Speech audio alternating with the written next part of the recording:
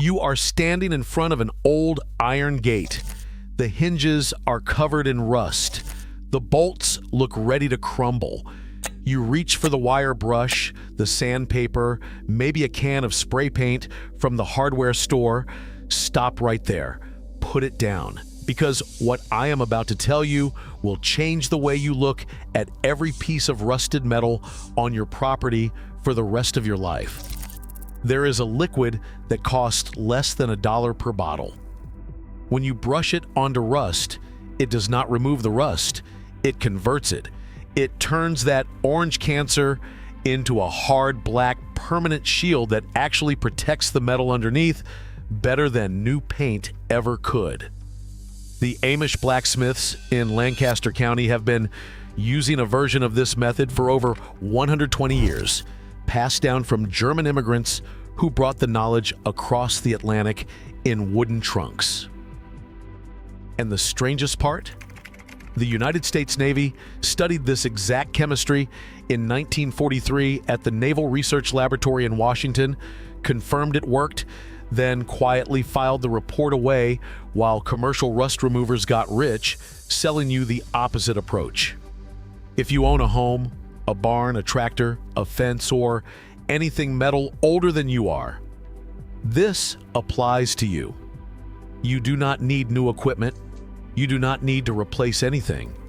You just need to know what the hardware stores will never put on their front shelf.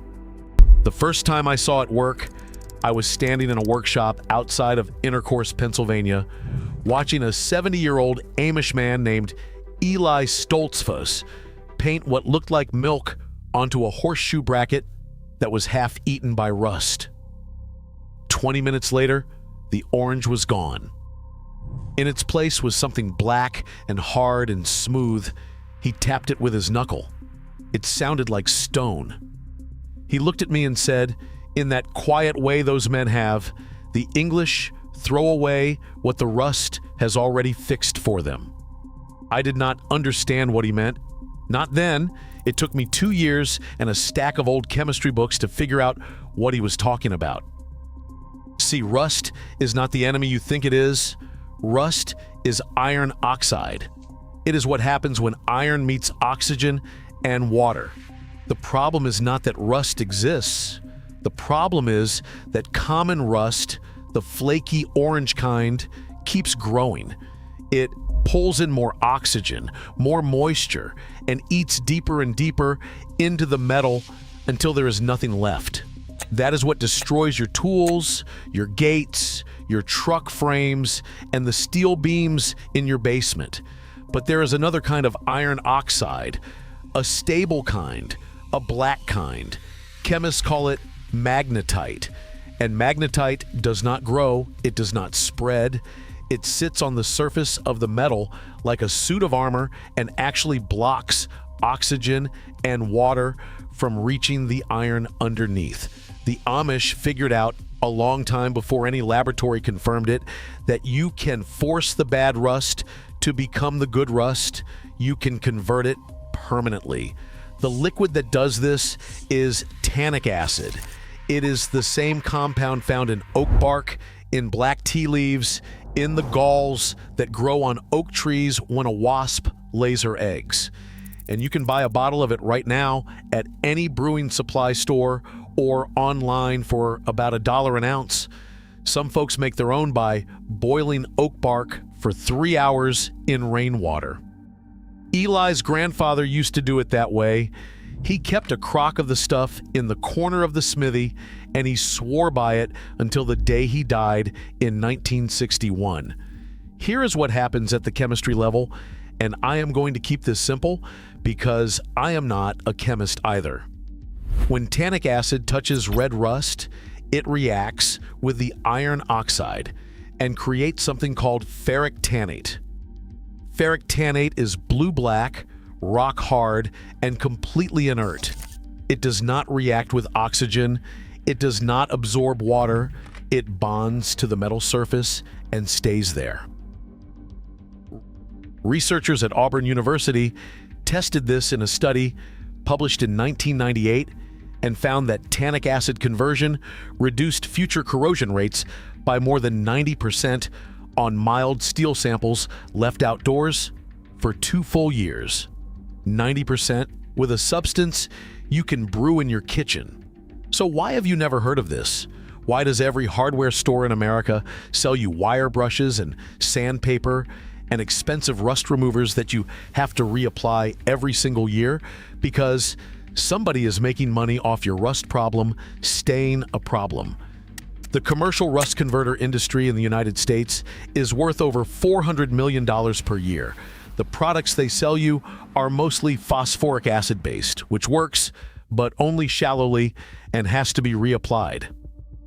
Tannic acid is cheaper, lasts longer, and you can grow the raw material in your backyard. There is no patent on an oak tree, there is no subscription model on a jar of black tea. And that, my friend, is exactly why this knowledge got buried. The Navy knew. In 1943, during the war, corrosion on steel ships was costing the government millions of dollars per month. The Naval Research Laboratory in Washington studied tannic acid conversion coatings extensively. The reports are still sitting in the archives. They confirm the chemistry worked beautifully on ship hulls, but after the war, the contracts went to commercial coating companies with lobbyists and marketing budgets. The simple oak bark method got shelved, not because it failed, because it was too cheap to sell. Now, if you already own a house and you are thinking this only applies to people restoring antique farm equipment, stay with me, because this next part is specifically for you. Walk around your property this weekend and count the iron you own, the railings on your porch, the hinges on your storm doors, the bolts holding your deck together, the water heater in your basement and the pipes running to it, the old wrought iron fence your father put in 30 years ago, the frame of your lawnmower, the tools hanging in your garage. Every single one of those items, if it has any rust at all, can be converted this weekend with a bottle of tannic acid and a cheap paintbrush. Here is the method, exactly the way Eli showed me in that workshop. First, knock off any loose flaking rust with a stiff brush. You are not trying to get down to bare metal. You actually want the surface rust to stay. That is the food for the reaction. Wipe the area down so it is not wet. Then brush on the tannic acid solution. You want it mixed at about 10% strength in warm water if you bought the powder, or straight from the bottle if it came liquid. Paint it on generously. Within 5 minutes, you will see the orange start to darken. Within an hour, it will be black. Within 24 hours, it will be hard enough that you can sand it smooth if you want a nice finish, or just leave it as is and paint over it. That is it. No respirators, no toxic fumes, no expensive equipment. A gallon of solution costs you about $12 and will treat a whole barn's worth of hardware. And it lasts, according to that Auburn study, for decades. Not years, decades. But here is where I have to tell you about the piece that almost nobody knows. The piece that turns this from a good trick into something your grandchildren will still be using on the same metal long after you are gone. Eli told me that his grandfather always added one more ingredient to the mixture. He called it, in Pennsylvania Dutch, the binding salt. For a long time, I thought he meant regular salt, and that made no sense because salt makes rust worse. But one afternoon, sitting on his porch drinking coffee, he finally explained it to me. The binding salt is oxalic acid. You can buy it in any hardware store as wood bleach. It costs about $6 a pound, and 1 pound will last you 10 years. When you mix a small amount of oxalic acid, about 1 tablespoon with a cup of tannic acid solution, something remarkable happens. The oxalic acid strips off the very top layer of loose rust and exposes fresh iron, while the tannic acid immediately converts that fresh iron and the remaining oxide into ferric tannate. You get a deeper, harder, more uniform black layer. Eli called it doubling the armor. Research out of the University of Arizona's Materials Science Department, published in a corrosion engineering journal in 2007, confirmed this synergy. The combined coating tested at nearly 3 times the durability of tannic acid alone. 3 times. That means the coating you put on your gate this Saturday will likely outlive you, your children, and very possibly your grandchildren. And there is one more detail. The traditional Amish finishing step. After the black conversion layer has dried for a full day, you rub it down with boiled linseed oil. Just a thin coat with a rag. The linseed oil soaks into any microscopic pores in the ferric tannate layer, polymerizes as it dries, and creates a waterproof seal on top of an already waterproof coating. The Stoltzfus family has iron gate hinges in their barn, forged in 1889, that were treated with tannic acid and linseed oil by the original blacksmith. Those hinges are still smooth, still black, still functioning. 136 years later. Now think about that for a moment. Think about what that means for everything you own. Every tool, every fixture, every pipe, every bolt, every piece of iron that you have been watching slowly die because you did not know there was another way. You were sold the idea that rust is a one-way street, that once it starts, your only options are to grind it off or replace the piece. That is a lie. It was a lie in 1943 when the Navy buried the report. It was a lie in the 1970s when the commercial converter industry took over, and it is still a lie today every time you walk past a shelf of rust removers at the hardware store. The men who sell you those products know exactly what tannic acid does. They just cannot bottle oak bark and make a profit on a subscription. You want to know the saddest part of all this for me? I spent 32 years throwing things away. Hand tools that belonged to my father, a cast iron porch railing my wife loved, an old wood stove that needed nothing more than a single afternoon of work. I paid somebody to haul that stove to the scrapyard. I paid them good money to take away an object that, if I had known what I am telling you right now, I could have restored for less than $15 and passed on to my son. That stove is probably melted down into rebar by now, and that knowledge, that one simple thing, was sitting in an old German immigrant's notebook in Lancaster County the whole time. The Amish did not invent this chemistry. Oak gall ink has been used since the Roman Empire. Medieval manuscripts were written with ink made from tannic acid and iron filings, which is why those documents are still readable today when the iron gall ink is essentially ferric tannate, the same black permanent compound we are talking about. A monk in the year 800 knew more about stopping rust than a modern homeowner in 2024. Let that sit with you for a minute. What the Amish did was preserve the knowledge. While the rest of America was chasing the next industrial solution, the next sprayable miracle, the next product with a warranty, the plain folk in Lancaster and Holmes County just kept using oak bark and iron because it worked. Because their grandfathers used it, because nothing anybody ever invented since has actually been better, just more profitable for the seller. I want you to do something this weekend. I want you to pick the rustiest piece of iron on your property. Not the worst one, not the one you are afraid of ruining. Just pick something. A hinge, a bracket, an old shovel head. Mix up a cup of tannic acid solution with a teaspoon of oxalic acid. Brush it on, walk away, come back in an hour, and then tell me I am lying.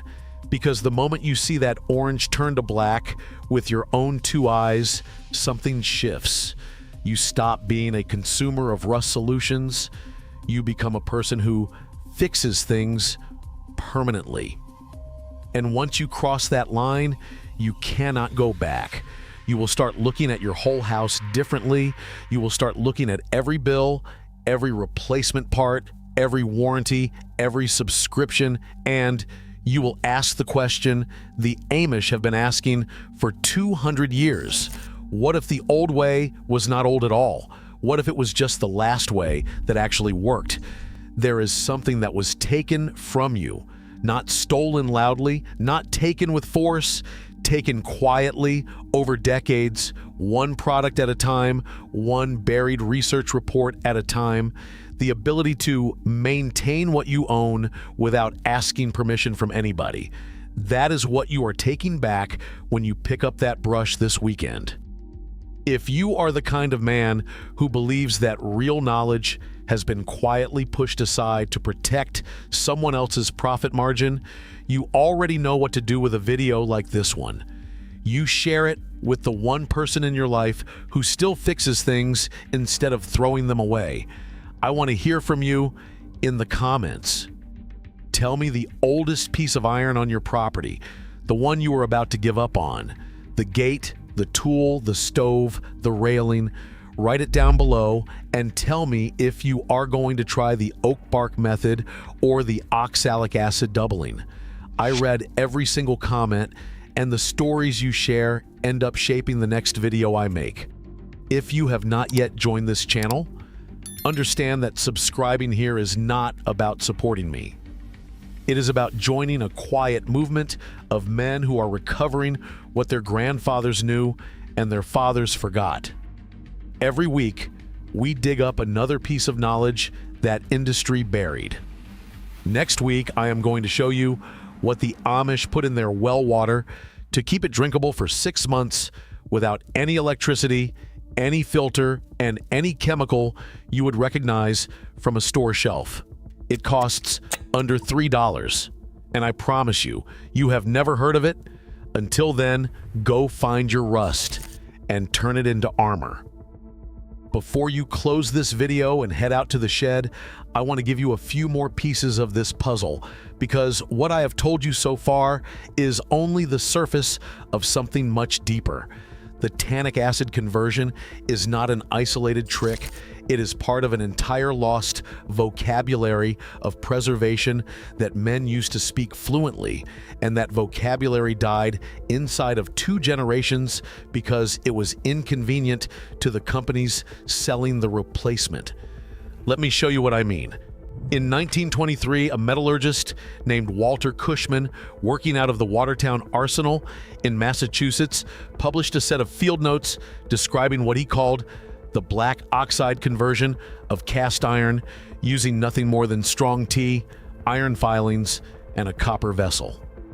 His notes, which I tracked down through an interlibrary loan request that took 4 months to fulfill, describe the exact color progression I talked about earlier. The rust blushes orange, then deepens to plum, then locks into that gunmetal black that feels almost waxy to the touch. Cushman was not trying to invent anything. He was simply writing down what the old armory workers had shown him when he arrived as a young man in 1911. Those workers, in turn, had learned it from men who served in the Civil War-era arsenals, who had learned it from British naval tradesmen, who had learned it from shipwrights going back to the age of sail. This is a chain of hands that stretches across 300 years, and it was severed in less than 40. The severance happened for a specific reason, and I want you to understand it clearly. In 1947, the chemical giants that had expanded enormously during the war effort found themselves with massive production capacity and a shrinking military contract book. Sherwin-Williams, Rust-Oleum, DuPont, and a handful of others pivoted aggressively into the consumer market. They hired the same advertising firms that had sold war bonds, and they set about convincing the American homeowner that maintenance was a problem that could only be solved by a product in a can. The old methods were reframed as primitive, unreliable, messy, and time-consuming. The new methods were sold as modern, scientific, and clean. Within a decade, the knowledge that had been common on every farm and in every shipyard was relegated to the status of folklore. And here is the part that should make you angry. The research that proves the old methods work better was not lost. It was simply unpublished or published in journals that nobody reads outside of a narrow academic circle. I have in front of me a 1978 study from the Journal of the Electrochemical Society, volume 125, number 8, in which researchers at the University of Manchester compared tannic acid conversion to commercial rust converters across a 24-month saltwater exposure trial. The tannic acid samples lost an average of 0.3 millimeters of thickness. The commercial samples lost an average of 1.7 millimeters. That is a factor of almost 6. 6 times better performance for a material that costs pennies per square foot instead of dollars. The study was cited 11 times in the following decade. 11. A study that should have rewritten the entire home preservation industry was buried under the weight of marketing budgets that dwarfed the entire research budget of the university that produced it. Let me give you another name, Dr. Iris Brooker, a corrosion chemist who worked for the British Ministry of Defense from 1961 until her retirement in 1994. Brooker spent the bulk of her career studying the degradation of naval fittings on destroyers and frigates. In a 1983 internal memo that was declassified in 2011, she wrote that the switch from traditional oak gall treatments to modern zinc phosphate primers had cost the Royal Navy an estimated £47 million in premature hull refits over a 15-year period. £47 million. That is nearly $200 million in today's money, spent because somebody in procurement decided that the new product with the glossy brochure was better than the method that had kept wooden and iron ships afloat for 3 centuries. Brooker's memo recommended a return to tannin-based conversion for all non-critical fittings. The recommendation was filed, acknowledged, and ignored. I want to stop here and address something that I know is going to come up in the comments. Somebody is going to tell me that I am being unfair to modern products, that there are applications where epoxy primers and urethane top coats genuinely do outperform traditional methods. And they are right. On a brand new piece of cold-rolled steel, under controlled conditions with proper surface preparation, a 2-part marine epoxy will give you better adhesion and better chemical resistance than anything an 18th century shipwright could produce. I am not disputing that. What I am disputing is the idea that those conditions exist in the real world of a backyard fence post, a garden gate, a cast iron stove, or a pitted old hand plane. Those objects already have rust. They already have pitting. They already have contamination. And in those conditions, which describe almost every piece of iron you will ever own, the tannic acid conversion outperforms the modern coating every single time. The modern coating needs a perfect substrate. The old method feeds on imperfection. Now let me walk you through a few more practical details that I did not have time to cover in the main portion of this video, because I want you to go into your weekend project armed with everything you need. First, temperature matters. The conversion reaction proceeds most reliably between 55 and 75 degrees Fahrenheit. If you try to do this in the garage in January, when the metal is at 38 degrees, the reaction will stall out halfway through and you will get a muddy brown mess instead of that beautiful blue-black. If you try to do it on a 100-degree August afternoon with the metal sitting in direct sun, the tannic acid will flash dry before it penetrates, and you will get a surface film that flakes off in 6 weeks. Find a shaded spot, a mild day, and let the chemistry do what it wants to do. Second, humidity is your friend, not your enemy. This shocks people who have been trained by paint commercials to think of moisture as the enemy of every finish. Tannic acid conversion is a wet chemistry reaction. You want the surface to stay damp for the first 2 to 3 hours while the iron tannate complex is forming and crystallizing. If you are in a dry climate, mist the surface lightly with a spray bottle every 30 minutes during that initial window. The old armorers in Toledo, Spain, where much of the Western sword-making tradition originated, used to drape damp linen over their converting pieces for exactly this reason. They were not being superstitious. They were holding the reaction open long enough for it to complete. Third, a word on waxing. After the conversion is complete and the surface has dried for a full 24 hours, you can optionally seal it with a paste wax, a boiled linseed oil rub, or a blend of beeswax and turpentine that the old-timers called ship wax. This is not strictly necessary. The iron tannate layer is already water-resistant on its own, but the wax adds a secondary barrier, gives the piece a soft satin luster, and makes future maintenance trivial. A quick wipe with an oily rag once a year is all you will ever need. Compare that to the paint cycle, where you are stripping, sanding, priming, and repainting every 3 to 5 years, and you begin to understand how much of your life you have been handing over to the maintenance industry without realizing it. Fourth, and this is for the men who have old tools they want to bring back: hand planes, chisels, draw knives, hammers, anvils, vices, anything with a working surface that needs to stay smooth. The tannic acid method works beautifully on these, but you need to mask the cutting edges or sharpened faces with a thin coat of petroleum jelly before you apply the solution. The conversion will eat a few thousandths of an inch off of any edge you leave exposed, and you do not want that on a blade you plan to use. A Q-tip with Vaseline carefully applied to the cutting geometry protects what needs to stay sharp while the rest of the tool gets its new armor. I have a set of 1890 S Stanley planes that I treated this way 6 years ago, and they look and cut like the day I finished them. Fifth, and this is maybe the most important thing I can tell you, do not be afraid to experiment. The men who developed these methods did not have chemistry degrees. They had curiosity, patience, and a willingness to try things. If you have a lot of acorns on your property, try making your own tannin extract by boiling them for 2 hours and straining the liquid. If you have black walnut hulls, try those. If you have sumac berries, try those. Every one of these plant materials contains tannins, and every one of them will produce a slightly different color and character in the final finish.